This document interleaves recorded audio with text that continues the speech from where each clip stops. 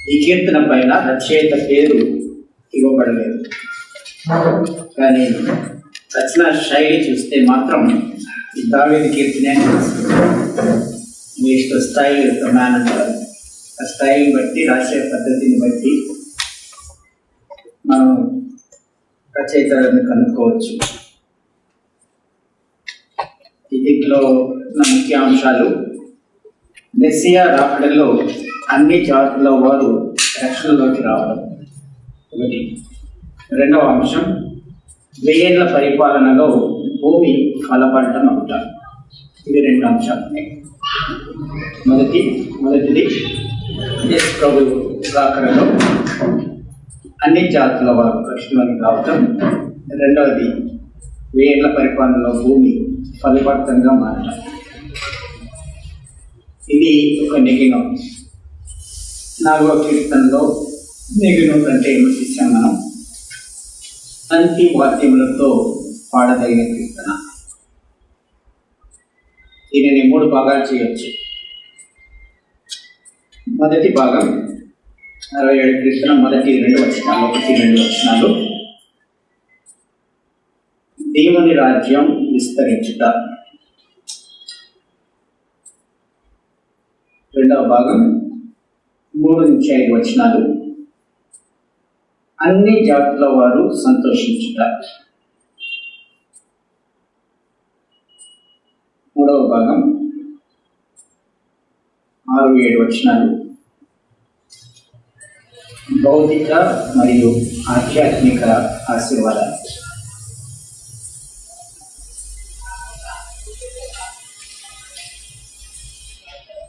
మొదటి భాగం మనం చూస్తాం. దేవుని రాజ్యం విస్తరించుట. మనకి మీద నీ మార్పులు తెలియబడినట్లును, అన్ని జనులందరిలో నీ రక్షణ తెలియబడినట్లును. 2వ వచనం, దేవుడు మమ్మల్ని కరుణించి మమ్మల్ని ఆశీర్వదించును గాక. ఆయన తన ముఖాన్ని మా మీద ప్రకాశింపజేయును గాక. మోషే యాజకుడితో మాట అంటాడు, మీరు ఎవరన్నా ఇంటికి వెళ్ళినప్పుడు వారిని ఆశీర్వదించమంటే ఇట్లా ఆశీర్వదించండి అంటాడు. ఆ ఆశీర్వాదం గురించి సంఖ్యాకాండం 6వ అధ్యాయం 24-26 మనం చూస్తున్నాం. దేవుడు మిమ్మల్ని కరుణించి మిమ్మల్ని ఆశీర్వదించిన కాక, ఆయన తన కాంతి మీ మీద ప్రసాదింపచేయడం కనుక అవే మాటలతోటి కీర్తన ప్రారంభిస్తున్నాడు. భూమి మీద ఉన్న అన్ని జాతుల వారు దేవుని మార్గం తెలుసుకున్నట్లు ఇశ్రాయేలు ఆశీర్వదింపబడుతుందాక. ఇక్కడ ఉన్న అంశం అది. దేవుడు ఇశ్రాయేలు ఎందుకు అనుకున్నాడు? నిర్గమకాండం 19వ అధ్యాయం 6వ వచనం. దేవుణ్ణి తమకు సొంతం చేసుకుంటానికి కాదు, రక్షణ వారికి పరిమితం చేసుకుంటానికి కాదు.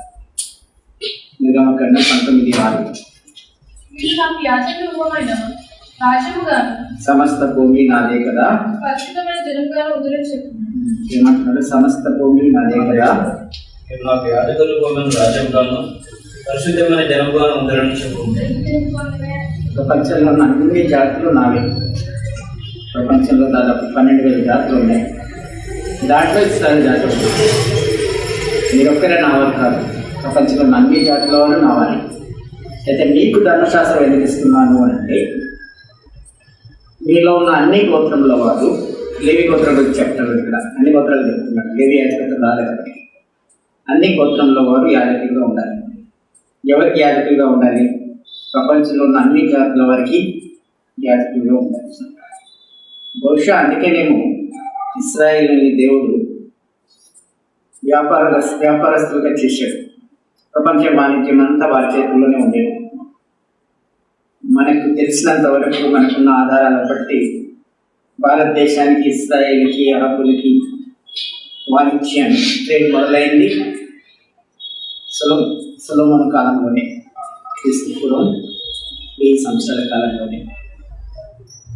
మొదటి రాజుల గ్రంథం 10వ అధ్యాయం 11వ వచనంలో భారతదేశంలోని ఓఫీర్ పట్టణం గురించి ప్రస్తావన ఉంది. 22వ వచనంలో భారతదేశంలోని తర్షీష్ పట్టణం యొక్క ప్రస్తావన ఉంది. తర్షీష్ అనే పేరు 3 ప్రాంతాలకి ఇవ్వబడింది. ఒకటి స్పెయిన్ ప్రాంతంలో తర్షీష్ ఉంది, రెండవది ఇస్రాయేల్ దేశంలో ఉంది. తార్సు వాడైన పౌలు చదువుతాం మనం. స్పెయిన్. రెండవది ఇస్రాయేల్ దేశంలో ఉంది. తార్సు వాడైన పౌలు, తార్షీషు చెందిన పౌలు. మూడవది భారతదేశంలో ఉంది. భారతదేశం, ఇండియా. దేవుడు ఇంత క్లియర్గా చెప్పినా కానీ ఇస్రాయేల్ అర్థం చేసుకున్నట్లేదు. వాళ్ళు సంకుచితంగా ఆలోచించారు.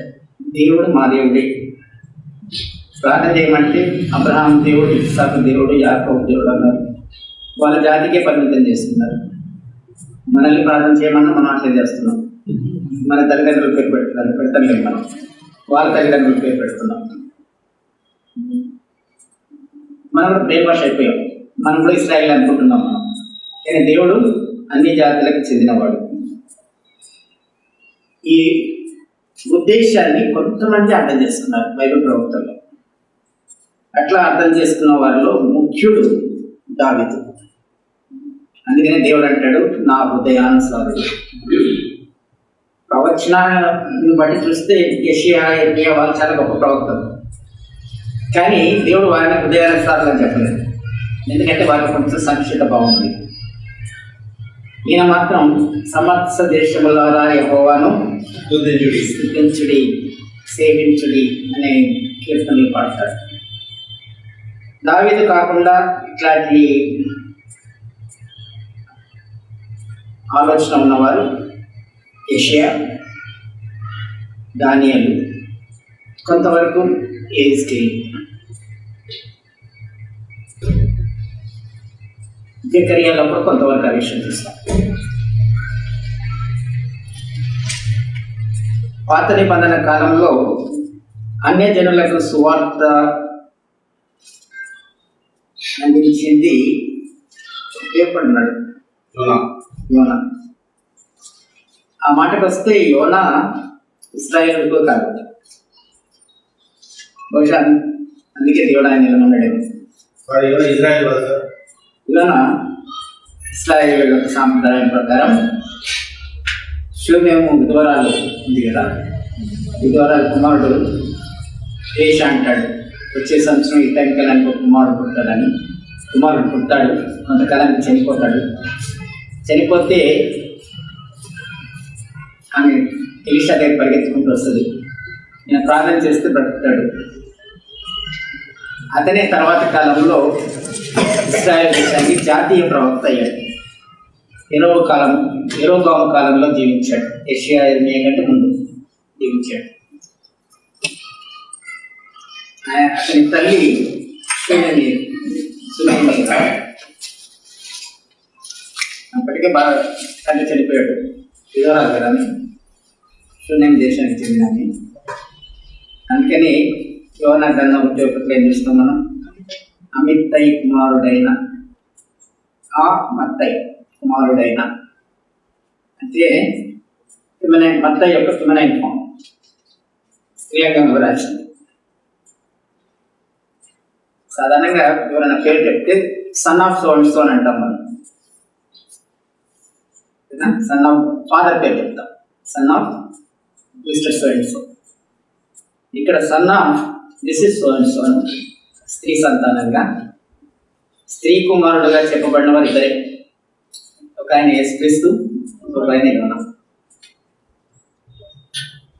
ఆయన మాత్రమే, అది కూడా దేవుడు బలవంతం చేస్తారు. తెలియని వారు చెప్పారు. మిగతా వాళ్ళు ఎవ్వరు కూడా నిర్గమ 19:6 పట్టించుకోలేదు. కానీ భవిష్యత్తులో మాత్రం ప్రకటన గ్రంథం 7వ అధ్యాయం 4వ వచనంలో చూస్తాం. వారందరూ దానికంటే ముందు రోమిలకు రాసిన పత్రిక 11వ అధ్యాయం 22వ వచనం, 22-25.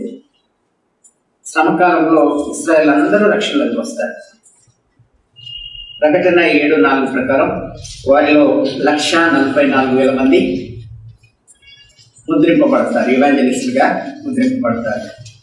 వారి ద్వారా 9వ వచనం చూస్తాం. ప్రకటన 7:9లో ప్రపంచంలో అన్ని జాతుల వారు, 12,000 జాతుల వారు, అన్ని భాషల వారు, 7,000 భాషలు మాట్లాడేవారు రక్షణలోకి వస్తారు.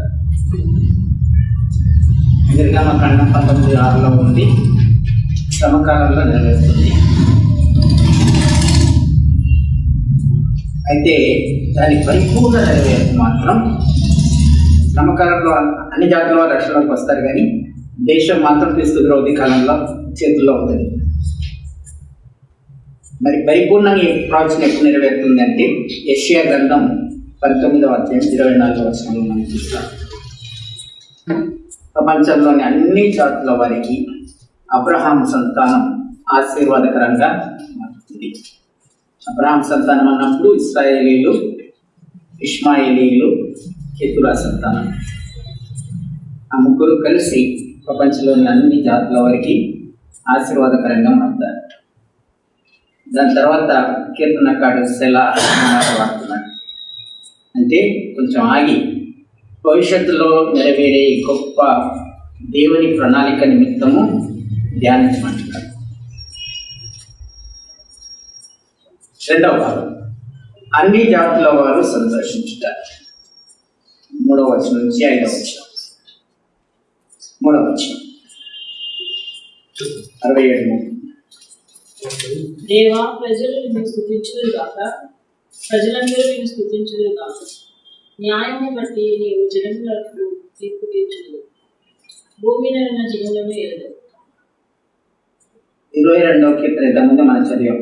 మెస్సియా కీర్తనది యేసు ప్రభువులో పైన ఉన్నప్పుడు కంఠస్థంగా చెప్పిన కీర్తన. ఆ కీర్తనలో భూదిగంత నివాసులందరూ జ్ఞాపకం చేసుకొని యెహోవా తట్టు తిరిగేదరు, అన్యజనుల వంశస్థులందరూ నీ సన్నిధిని నమస్కారం చేసేదరు అన్న ప్రవచనం మనం చూస్తాం. ఎప్పుడు జరుగుతుంది? 22వ కీర్తన నెరవేరింది శిలువలో. 22వ కీర్తన మొదటి వచనం ఎలోయి ఎలోయి లామా సమస్తాని, చివరి వచనం సమాప్తమైనది. అదంతా యేసు కంఠస్థంగా శిలువ మీద చెప్పాడు. ఆయన పునరుద్ధరణ అయిన తర్వాత ప్రపంచంలోని అన్ని జాతుల వారికి సువార్త అందించబడింది. దాదాపు ప్రపంచంలోని అన్ని జాతుల వారు సువార్త పొందారు. దాంట్లో కొంతమంది పోగొట్టుకున్నారు. ఉదాహరణకి ఇప్పుడు ముస్లిం దేశాలుగా ఉన్నాయి, ఒకప్పుడు క్రైస్తవ దేశాలు, కానీ వారు తన ఆధిక్యతను పోగొట్టుకున్నారు. కానీ దీని యొక్క పరిపూర్ణ నెరవేర్పు ఎప్పుడు వస్తుందంటే, ఇప్పుడు పాక్షికంగా నెరవేరింది, పరిపూర్ణంగా నెరవేరలేదు. పరిపూర్ణ నెరవేర్పు ఎప్పుడు వస్తుంది అంటే సెఫన్యా ప్రవచనం 3వ అధ్యాయం 9వ వచనం. సెఫన్యా 3:9.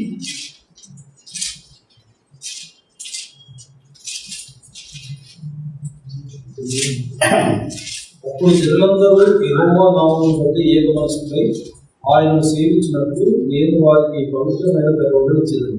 జెఫన్యా ఏమంటున్నాడంటే, ఒక రోజు ఒక కాలం రాబోతుంది, ప్రపంచంలో అందరూ ఒకటే భాష మాట్లాడతారు. ఆ భాష ఏది అంటే ఆదాం మాట్లాడిన భాష. ఇంగ్లీష్ ట్రాన్స్లేషన్ చాలా బాగుంది. He will restore unto them. Restore అంటే అంత ముందున్న భాష తిరిగి వాళ్ళకి ఇవ్వబడుతుంది. So that they may worship the lord with one accord, with oneness. ఈ ప్రవచనం ఎప్పుడు నెరవేరుతుంది? ప్రపంచంలో అందరూ ఒక భాష మాట్లాడేది వేల పరిపాలనలో నెరవేరుతుంది. అప్పుడు న్యాయమును బట్టి నీవు జనులకు తీర్పు తీరుస్తావు.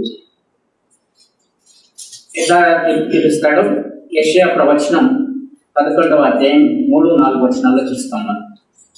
యెషయా 11:3-4 వచనాలు దయచేసి చదవండి.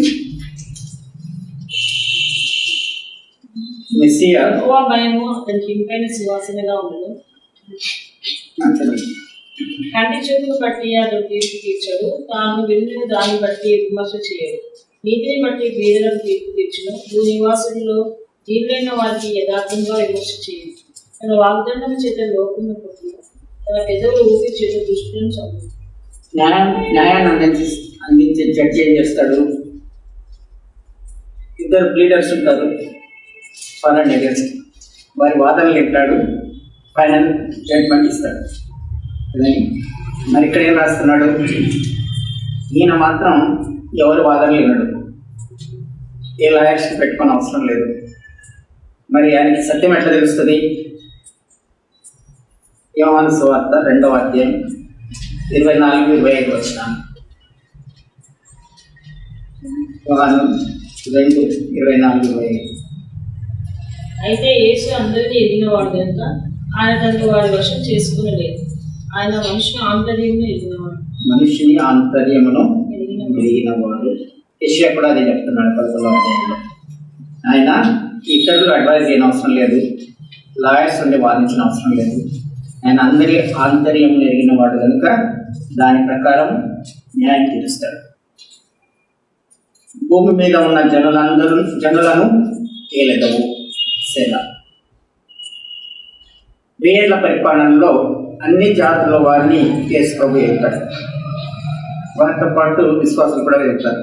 ప్రకటన గ్రంథం 20వ అధ్యాయం 6వ వచనం. మూల భాషలో నాకా అనే ఒక మాట, షేపెత్,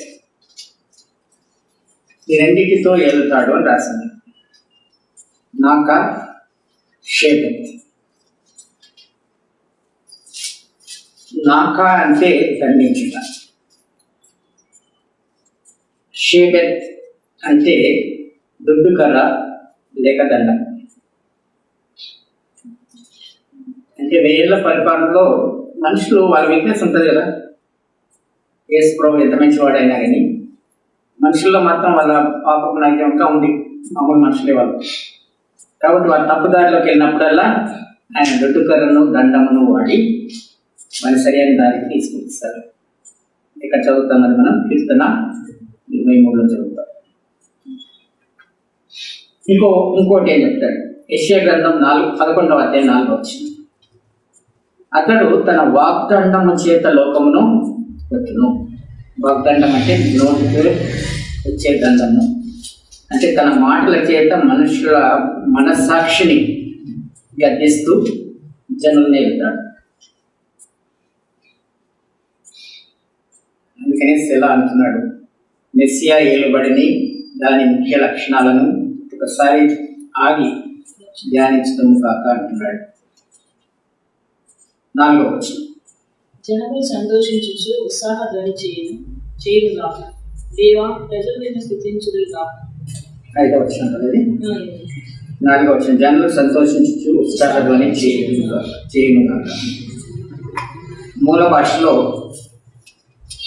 ఎట్లా రాసిందంటే, జనులు సంతోష వస్త్రములు ధరించుకొని, ఎజోర్ అంటే వస్త్రం, సంతోష వస్త్రములు ధరించుకొని ఉత్సాహ ధ్వని చేయుదురుగాక అని ఉంది. యేసుక్రీస్తు ప్రభుత్వంలోని నీతి న్యాయాలను గమనించి చట్టాలను సమగ్రంగా అమలుపరచడం ప్రజలు చూసి సంతోషిస్తారు. దానికంటే ముఖ్యం, వారు రక్షణానందంతో పులకరించిపోతారు. ఇంతవరకు ప్రజలు నిరంకుశుల కింద జీవించారు. ఎప్పుడు కన్ఫ్యూజన్లో ఉండే ప్రజాప్రభుత్వంలో, డెమోక్రసీలో జీవిస్తున్నారు. వాటి బదులు ఇప్పుడు యేసుక్రీస్తు రాజ్యంలోకి వాళ్ళు వస్తున్నారు. కరుణామయుడు అనే యేసుక్రీస్తు పరిపాలనలో సమృద్ధిని, శాంతిని, సమాధానాన్ని అనుభవిస్తూ సంతోషంగా ఉంటారు. 5వ వచనం. దేవా ప్రజలు నిన్ను స్తుతించుదురు కాక, ప్రజలందరూ నిన్ను స్తుతించుదురు. మళ్ళొకసారి ఇశ్రాయేలు మాత్రమే కాదు, ప్రపంచంలో అన్ని జాతుల వారు నిన్ను స్తుతించుదురు కాక. ఈ విషయం ఆల్రెడీ చెప్పేశారు 3వ వచనంలో. అయితే 2 సార్లు చెప్తున్నాడు అని అంటే ప్రపంచంలోని అన్ని జాతులు రక్షణలోనికి రావటం దేవుని ఉద్దేశంలో ఎంత ప్రాముఖ్యమైన విషయమో మనకు తెలుస్తుంది. 3వ భాగం, భౌతిక మరియు ఆధ్యాత్మిక ఆశీర్వాదాలు. 6వ వచనం. అప్పుడు భూమి దాని ఫలం ఇచ్చింది, దేవుడు మా దేవుడు మమ్మల్ని ఆశీర్వదించు. భూమి తన ఫలం ఇచ్చింది. దేవుడు ఇంతవరకు కంట్రోల్ చేసుకున్నాడు తన జాతిని పక్కకు పెట్టి దేవుడు ప్రపంచంలోని అన్ని జాతుల వాళ్ళు ఈ దేవుడు అన్నట్టు రాశాడు. ఇప్పుడు మనసు నుంచి బయటకు వచ్చేస్తుంది తన మానవుడు. ఇంకొక విధంగా కరెక్టే కూడా అది. కానీ అప్పటికి ఆ కాలంలో దేవుడిని అడిగిన వారి స్టైల్ మాత్రమే. చాలా అన్ని జనుల్లో ప్రవక్తలు ఉన్నారు కానీ చాలా తక్కువ.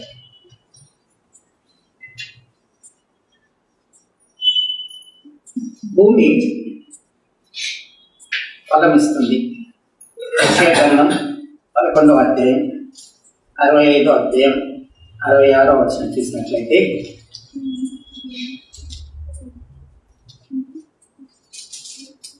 ప్రపంచం ఫల వృక్షాలు నాటి దాన్ని పూర్తిగా అనుభవిస్తారు అన్న వాగ్దానం మనం చూస్తున్నాం. ఆదికాండం 3వ అధ్యాయం 18వ వచనంలో ఏం జరిగింది? భూమి శపించబడ్డది ఆదాము వాళ్ళు పాపం చేసినప్పుడు. దాన్ని బట్టి ప్రపంచ సృష్టి అంతా మూలుగుచున్నది, ఏకగ్రీవంగా మూలుగుచు ప్రసవ వేదన పడుచున్నది. రోమియోకు రాసిన పత్రిక 8వ అధ్యాయం 22వ వచనం.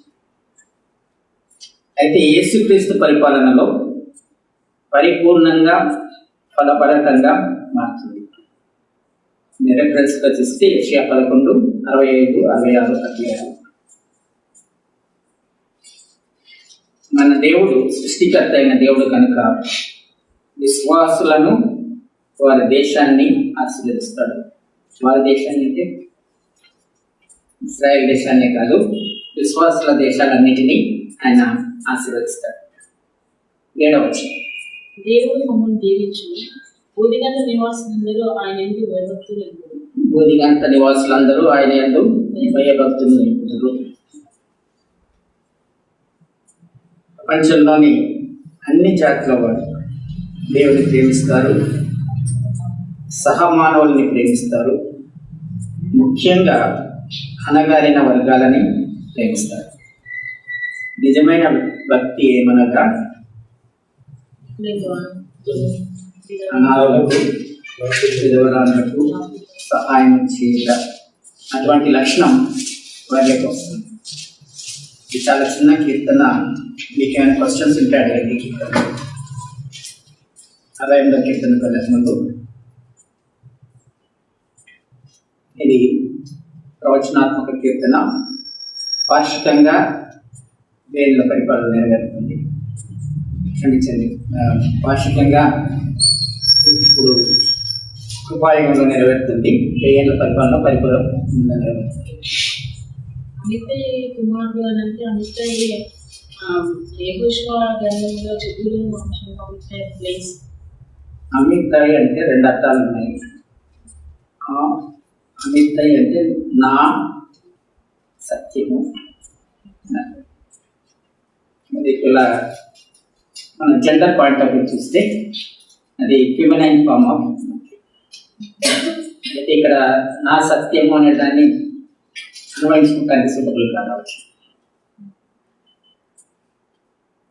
అన్లెస్ ఆమె తల్లి విశ్వాసంలోకి వచ్చింది, సత్యంలోకి వచ్చింది అని చెప్పొచ్చు. కానీ తండ్రి రాలేదు కదా, తండ్రి అప్పటికే చనిపోయాడు. ఆ కోణంలో చూసినా ఆమెకే చదువుకుంది నా సత్యము అనేది.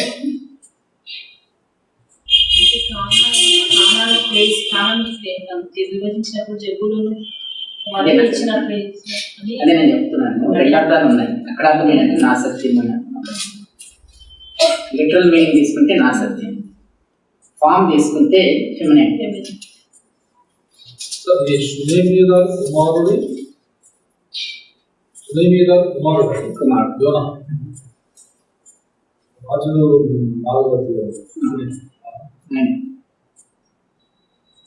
ఏదో తారకంలో రాసింది, సిద్రాస్లో రాసింది, సాంప్రదాయంలో ఉంది. సో దాదాపు కరెక్ట్ అని చెప్పచ్చు. చాలా సోర్సెస్ ఉన్నాయి దానికి. ఒక సీఎం జరిగిందంట, అక్కడ నుంచి వచ్చింటారు వాళ్ళు, జబ్బులో వంశం నుంచి వచ్చింటారేమో. అదిలో ఉన్నది అక్కడ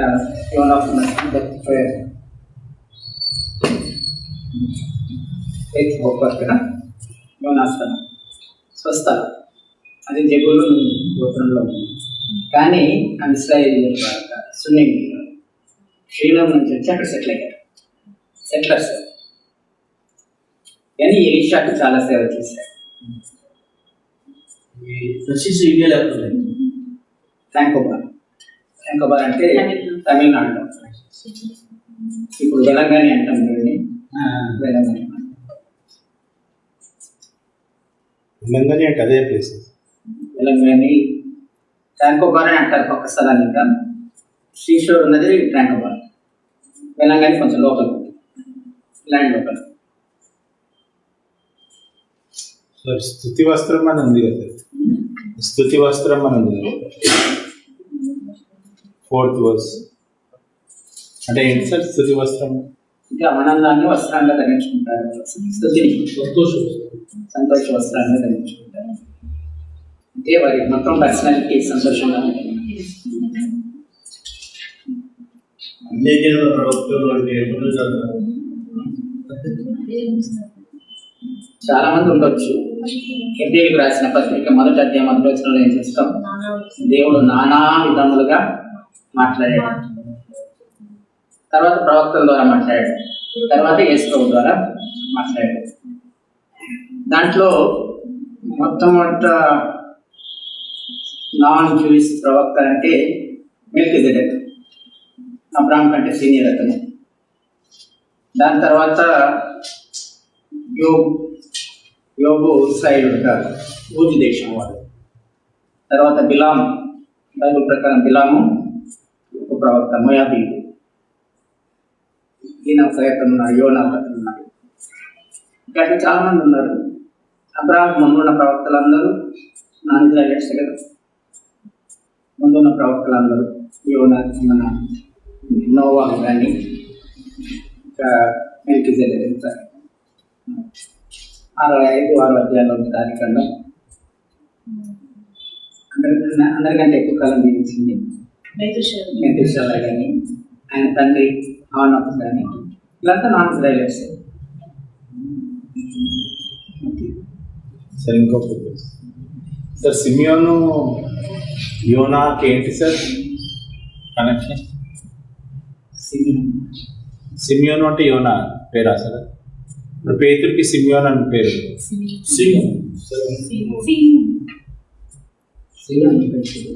అదేమన్నా యోనా? యోనా పేరు కాదు. 68వ కీర్తన. పైన చిన్న అక్షరాల్లో రాసి ఉంటుంది, కీర్తనను దావీదు రచించి సంగీతం కూర్చడానికి ప్రధాన గాయకునికి పంపించాడు. చాలా పైన సంగీతం కూర్చబడింది కాబట్టి పైన గీతం అని రాయబడింది. ఇక్కడ మొదటి వచనంలో వాడబడిన మాటలు 2 సార్లు వాడబడ్డాయి ఇంతకుముందు. ఒకటి సంఖ్యాకాండం 10వ అధ్యాయం 35వ వచనంలో మోషే మందసాన్ని ఒక స్థలం నుంచి ఇంకో స్థలానికి తరలించినప్పుడు ఏ మాట మాట్లాడతాడు? యెహోవా లెమ్ము, నీ శత్రువులు చెదిరిపోవును గాక, నువ్వు ద్వేషించి వారిని ఎదుటి నుండి పారిపోవుదురు గాక. తర్వాత సొలొమోను మందసాన్ని గుడారం నుంచి దేవాలయానికి మార్చినప్పుడు కూడా అవే మాటలు వాడతాడు. దీన్ని బట్టి మనకి ఏమర్థమవుతుందంటే బహుశా ఇప్పటి సందర్భం కూడా అదే ఉంటుంది. మందసం ఉభయదేవుల ఇంట్లో కొంతకాలం ఉంది. దాన్ని బట్టి దేవుడు ఉభయదేవుల ఇంటిని దీవించాడు. దావీదు ఇప్పుడు ఆ మందసాన్ని యెరూషలేముకు తీసుకురావాలనుకున్నాడు. ఆ తీసుకొని వచ్చేటప్పుడు పాడిన పాట అయింది.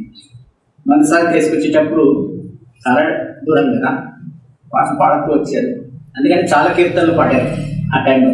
2వ కీర్తన ఆ టైంలోనే పాడారు. సో బిజీ టైం దావీదుకి చాలా కీర్తనలు రచించాడు. దాంట్లో ఇది ఒక కీర్తన.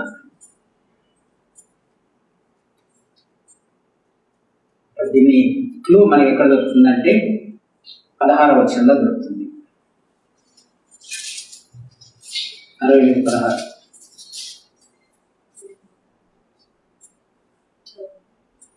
శిఖరముల పర్వతం ద్వారా దేవుని నివాసంగా ఎవరు చూపుతున్నారు, యెహోవా నిత్యము అందులోనే నివసించును. అంటే మందసం యెరూషలేముకి తేబడిన తర్వాతనే రాయబడింది. బహుశా ఈ సందర్భం తెచ్చే సమయంలోనే రాసిందాం.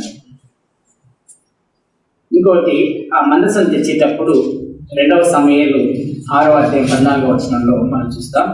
దావీదు నారుతో నేయబడిన ఏపుకొదలను ధరించిన వాడై శక్తి కొలది యెహోవా సన్నిధిని నాట్యమాడుతుందేమో అనుతుంది.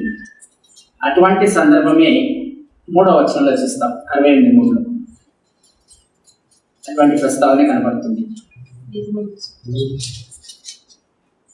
ఇంకా ఇది దావీదు రచించింది అని చెప్పడానికి ఇంకొన్ని కారణాలు మనం చూపించవచ్చు ఆధారాలు. ఒకటి, దావీదు కాలంలోనే మందసం యెరూషలేముకు తేబడింది. 29వ వచనం, 68-29. ఈ కీర్తన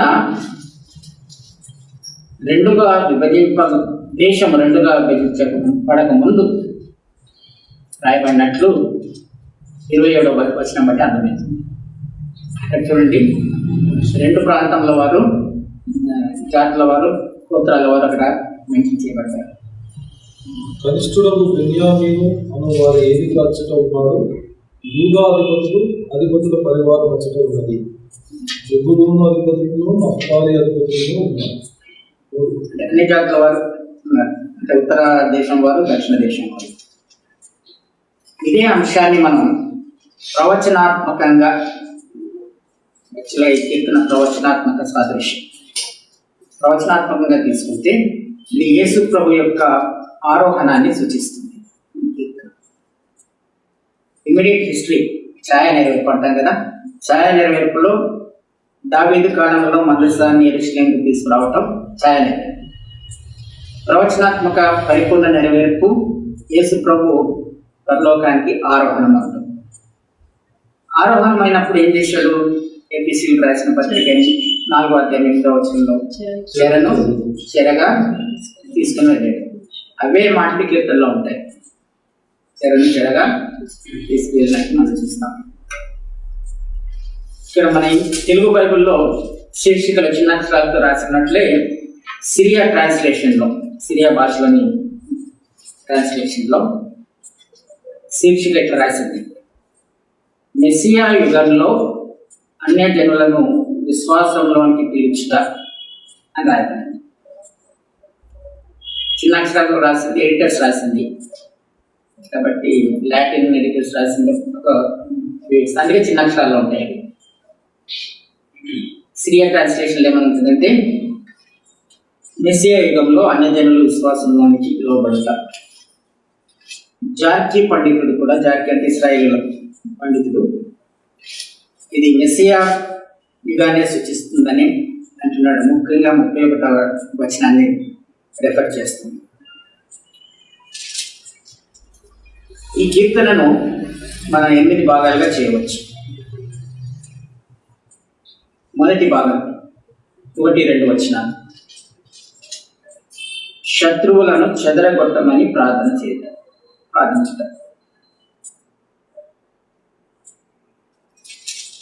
2వ భాగం 3-6 వచనాలు. దేవుని నామాన్ని, గొప్పతనాన్ని కీర్తించమని అభ్యర్థన. 3వ భాగం 7-14 వచనాలు. ఇంతకు ముందు దేవుడు ఇశ్రాయేలుని బానిసత్వం నుండి విడుదల చేయటాన్ని జ్ఞాపకం చేసుకోవటం.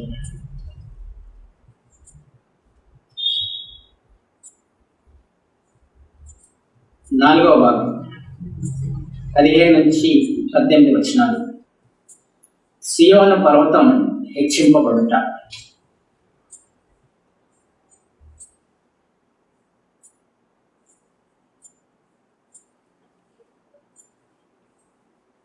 5వ భాగం 19 నుంచి 23 వచనాలు. భవిష్యత్ విజయాల నిరీక్షణ లేకపోతే